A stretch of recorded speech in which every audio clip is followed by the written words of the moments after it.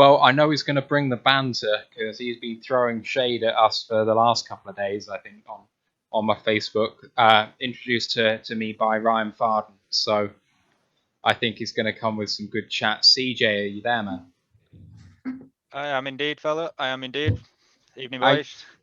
how are you doing? As you can find me, Evening. I'm live from US Bank Stadium. So, CJ, just introduce yourself to us for a bit. well, where to start? I am the first member here in the UK, not necessarily from the UK, but the first member who is residing in the UK as part of the Viking World Order. We now have 6 members, soon to be 7, maybe 8, in the next couple of months, turning up, in a couple of boys. Hang on, did you say the Viking World Order? That sounds really sinister. Honestly, it sounds really sinister. Honestly, not at all. Not at all. They're the greatest group of superfans, charitable group that you can find. Honestly, it's the best family to be a part of, and I will recommend it to anyone that is a Vikings fan watching. What countries have you got people from? Majority of the country, as much as it said Viking World Order, the majority are American. But we've got people as far as Switzerland and Germany, who are members, people that are obviously over in Ireland, Northern Ireland, and the UK more than anything. But, we're looking to branch out. There's people that are being prospects at the minute. They're based down in Mexico. I know that's not exactly far from the States. If you guys are aware, there's a guy from actually in Mexico himself, but you've seen all the pictures going around. I'm taking it as the Bocadillo illustrations. There's a guy called Oscar Toledo. I'm going to give him a massive shout out. He's done some absolutely wonderful pieces of work for me. And he's actually, just due to the amount of love that he's getting from the Vikings fans for his illustrations, and the $30 and they're done inside a week. Very, very cartoon-esque depictions of yourself. I believe, I don't know if you've actually had him on tonight, Matt or Ryan. Is it Graham Henderson, the kilted Texan, based up in Glasgow, Scotland sort of area? We had Ewan, yeah. Yeah, Ewan, that's the one. Yes. Ewan. Yes, we have had him on. He's fantastic. Yes. Graham Henderson, who's the kilted Texan, a year or so ago, there was a NFL Live event over in Wallasey, with Ryan Fitzpatrick, Mohamed Sanu, and Dallas, obviously from the Sky coverages. Yeah. They were all there, and Graham actually got invited to the Super Bowl that year as being like a super fan from Glasgow. And I was probably about 5 seats down from the guy. I was like, I don't know whether this was scripted or not, but I was like, if it wasn't scripted, the fact that I was 6 chairs away and he was the one that got selected, it was a little bit upsetting. Yeah, I bet. The free trip would have been great. Yeah, I bet it would have been. Let's touch on the draft that you've had so far. So you kind of have things fall into your lap a little bit. I was convinced you were taking Elijah Vera Tucker at 14, but you traded out for someone else to take him at 14, and you Correct. took Christian Darrisaw instead at 23. And then you've gone on day 2's picks. You had Kellen Mond at 66, Chaz Surratt 78, White Davis at 86, and Patrick Jones II at 90. Just from those guys, how are you feeling on the draft? Well, it was a very, very late night, to say the least, going into Friday morning for round 1. I was staying up thinking, would be probably done and dusted by 14. I wasn't expecting us to necessarily move back at all. I thought, Vera Tucker, Darrisaw was also on my radar. Potential that, Slater might have fell, depending on who went first. I thought, unless we traded up to the guy that you guys got in Sewell, I was not expecting that at all, to drop far enough for the Vikings at 14. When the Vikings, obviously, the trade came in, I was like, bleary-eyed, looking at my phone in bed, just going, I'm struggling to stay awake here. And then the draft trade came in, and I was just like head in hands thinking, why have we done this? Of all things that we could have done, Vera Tucker was like there for the taking, to get taken by the team that traded for our draft pick. And, the fact that Darrisaw was available for us at 23, and to get a couple of extra draft picks. Well, we gained a couple of places on one of the picks because we did send one to the Jets, and then obviously got an extra pick as well to be used in round 3. I was like, I was happy with it. And I've given, if I were to grade that trade and for what we actually got out of it, I would have said, A++. We got the extra trade. We got a decent slot that can put in on the line, which we desperately needed to address. And there's nothing wrong with it. If Darrisaw wasn't available and we missed out on both Vera Tucker and Darrisaw, I would have been, that probably would have taken the grade from A++ down to possibly C or a D for me, because that's just a waste of a pick. With getting into round 3 with Kellen Mond being taken as a quarterback, for me personally, this is an age-long debate among Vikings fans. Is Kirk Cousins the man to get the Vikings to the promised land? Obviously, as a Lions fan, feel free to disagree. You don't want to see us win it, right? It might be nice for the NFC North to see anybody other than the Packers to possibly win a Super Bowl, which is going to be, ultimately they are the team to win the Super Bowl in the NFC North. Yeah. And the age-long debate is Kirk Cousins the man that will take the Vikings to the promised land? Will he get us over this hump? And what do you think? It's, for me, Kirk Cousins, given the right weapons in front of him, given the time, because, Kirk Cousins is not the type of QB that will scramble. We've seen him do it a few times this year, but Kirk Cousins, the minute that pocket collapses around him, for a fact that he's going to crumble into a heap with the ball tucked under his chin, and he's going to be a 7, 8, 9, 10-yard loss. And it gets to a point with our line last year that before you even hiked the ball, you were looking at Cousins going, this is a sack. And it's just, it gets to a point where it gets old. It got old last year, Cousins hitting the turf, and, crumbling into a heap. The fact that we've addressed the line this year, like I say, I'm not going to make projections and say the Vikings are going to the Super Bowl. We've got the line sorted because, that could come back to bite me on the arse, and that's what you guys want to hear, theoretically speaking. You want me to make that assumption that yes, the Vikings are going to the Super Bowl, but what type of a fan would I be to say, skull to the ball? Yeah. Because at the end of the day, every year could potentially be the year for your team to get there. And if you don't go into the season saying, you know what, I'm going to say the Vikings, I'm going to say the Lions, fuck the Packers, cheers to that on the koozie right there, fuck the Packers. I would rather see the Cleveland Browns go to the Super Bowl over the Packers, like 100%. Like, to be quite honest, if Lambeau was to implode tomorrow with every single one of the draft class and every player for the Packers inside it, I would not miss them. Do you know what? And if Lambeau did implode tomorrow, I would suspect that it was terrorists from the Viking New World Order that had planted some sort of devices. But Ceejay, I really want to ask you about Cousins. Like, right. I watch a lot of the Vikings because I cover the NFC North for NFL Scotland, and Cousins is actually, like, when he's on form, he's a fantastic thrower. Yeah. He, I don't know if you remember, but he played the Cowboys, I think, this year, and Adam Thielen made 2 of the most amazing catches that I've ever seen in a game back to back for touchdowns. But Cousins threw the ball, and they were absolutely inch perfect. The way that he's been able to connect with Jefferson and just completely ignite his rookie season. The problem with Cousins is when he's under pressure, he's just an interception machine. So I think it's all about sorting your offensive line, because if you can give him just that extra half a second to throw, he's deadly, and he's got a great arm. Yeah, I can't agree more. And, that's getting back to the debate on Cousins, full stop. Because, if you were to go around all the Vikings forums, the NFL UK, the Minnesota Vikings family, there's a Facebook group, which I'm a part of. And to be quite honest, it gets very, very boring very, very quickly. Whether, if you're a member of the Broncos groups, if you're a member of the Lions groups, and you've got 20, 30,000 members, because they do swell these groups, like they just blow up, especially with all the American fans jumping in. If it's not, unless it's a exclusive, Mexican Mexican site, Spanish site, Swedish site, built for that audience, you're going to get an influx of Americans, and they all, like we all do, we all have an opinion, we all love to say our own piece. And every time Cousins has a bad game, you don't hear the end of it. Get rid of him. He's crap.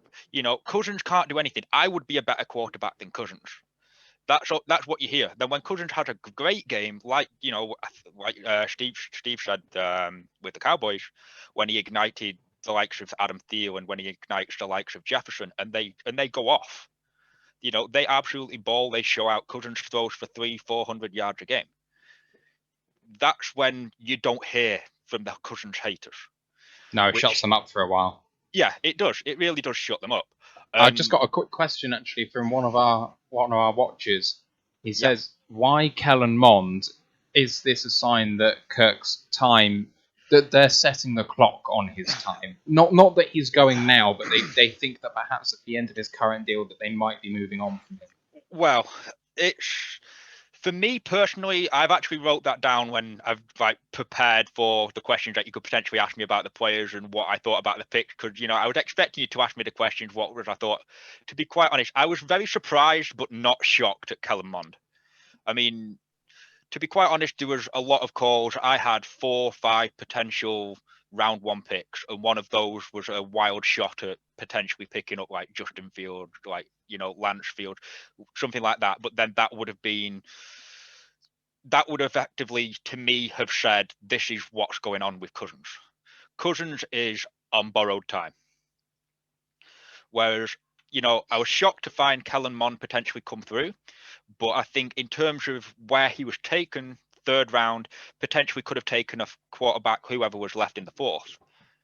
It was interesting to find that we've taken Kellen Mond in the 3rd, which, yes, to me, I think this is Cousins' potentially last season in the purple.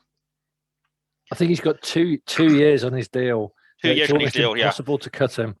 Well, it's 20. I think it's. Don't quote me on this. I think it's 22 million next year in dead cap if we were to get rid of Cousins, which is very, very expensive. Expensive but doable. It's not in the realms of some quarterbacks. Yeah, with the increase to obviously the cap next season, 22 million isn't that big of a hit. Yeah, but you've already cut. Riley Reef to save cap space. Yeah, and Rudolph obviously went again for cap space. Yeah. There's been a lot of moves that I wasn't very impressed with, wasn't very happy with this season. With players being released. I wanted personally to keep Anthony Harris. I think he was a fantastic free safety. Yeah. And that was a big loss. That was a big loss for us. And sadly, players move on. It's the NFL. It's not for long. It's a business at the end of the day. And what do you think about Mike Zimmer? So Mike Zimmer said, he said this year that like the defense was the worst that he's ever had. People are saying that Zimmer might be on the hot seat this year. What do you think of him and in terms of where he's at in his sort of for the franchise? Mike Zimmer is, again, he's one of those. I mean, to be quite honest, to judge him off last year, I think he's very, very unfair. Yeah, because we did lose a lot of cornerbacks. We've actually needed to take a cornerback in the draft earlier because of obviously Jeff Gladney getting into a bit of trouble in the off season.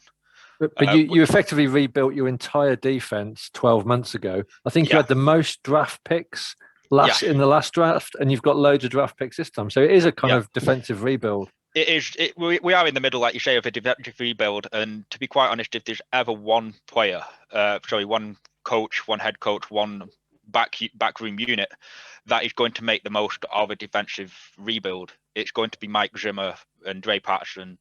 That is going to get that job done. I wouldn't trust it with anyone else. Only other person that I would be quite happy with, as much as obviously this tastes like vinegar coming out, is going to be Bill Belichick or something because he is arguably a freaking genius when it comes to getting the most out of a team. I just don't trust with Bill. He is the GOAT.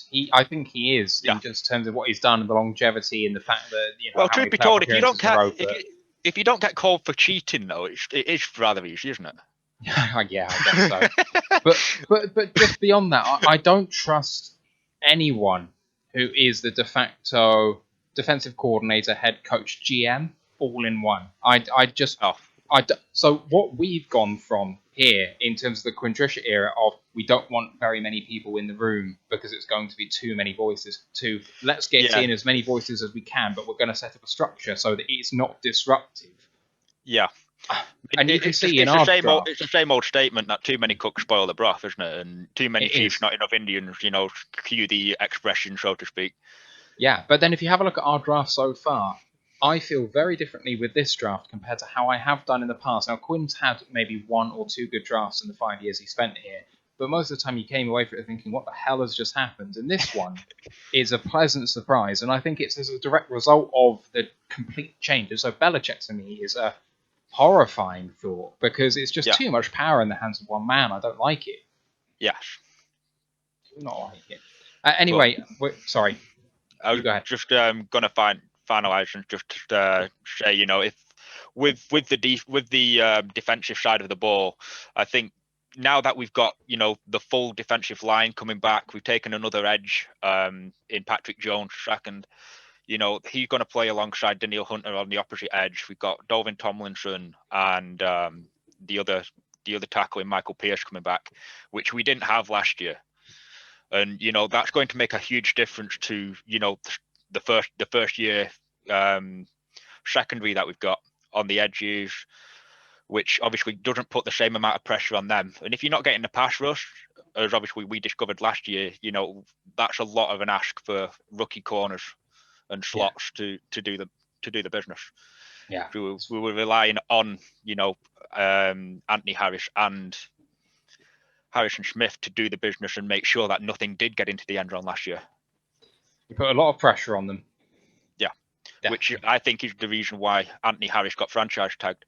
I think if we didn't lose, the veteran cornerbacks that we did last year into free agency, it would have been a completely different story with Anthony Harris. I thought we probably would have found a trade partner for him and he would have gone. Yeah, we're coming to the end of our time, boys. But any final questions for Ceejay before he goes? Yeah, one question. You mentioned Danielle Hunter. Do you think all that's gone away when he was possibly going to request a trade for more money? Do you think you're going to have to restructure his contract to keep him? Is he sweet for now, do you think? To be quite honest, with Danielle Hunter, he's got no leverage. That's the worst part about it. Danielle Hunter, yes, he had a career year as a defensive end. He blew the league up. He's the youngest 50 sacks. I think that was the stat line that he put up. But last year he was out with an injury and he's asking for more money. Yeah, fair enough. Your year before, absolutely fantastic. I would have paid you then. But what's to say that you're going to be the same player coming back off a neck surgery? He might be. I hope to God that he is. But there's nothing saying that he's going to give the same performance, he's going to be the same player when he comes back. If he is, this is a prove-it season. This is the payment. If he can perform to the same standard, the same level, the same, intensity, get the same production that we were used to seeing this season, pay the man. Yeah. If he doesn't, ship him on, give him the trade. Get what you can for him. Like you say, you've got into edge, haven't you? Like you say, so you've got possible rookies that could be bedded in a year if he does decide to throw his toys out the prom. I mean, I'm going to throw a name out here, and I don't know whether you guys feel the same. DJ Wonnum. Do you think do you think the league is sleeping on DJ Wonnum? I actually don't know, if I'm honest.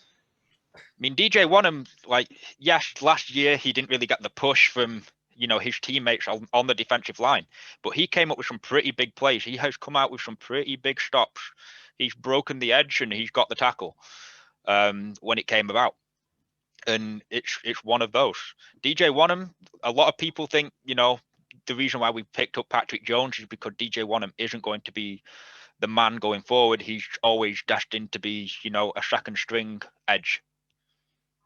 He didn't take that many snaps last season, did he? Not that I can remember, no. I think O'Danabo was the one who beat him at the time. DJ Wonnum. Looking at his stats, he did get a sack against Rodgers when you were playing the Packers. So there we go. I'm all in for him on that. That is going to come to the end of our time, CJ. But thank you so much for No problem at all. Thanks for having me on. Yeah, no, it's great. Thank you to responding to Ryan and chatting with me. It was good fun before we came on. Not a problem at all. Anytime. Great, fantastic. Look forward to talking to you in the future, man. Yeah, no problem at all. Skol Pride. Hey. And signing out. Just got to say it for the camera. Fuck the Packers. Yes, good man. Right, We're all see you united in soon, that. buddy. Catch you later. See you there. Later.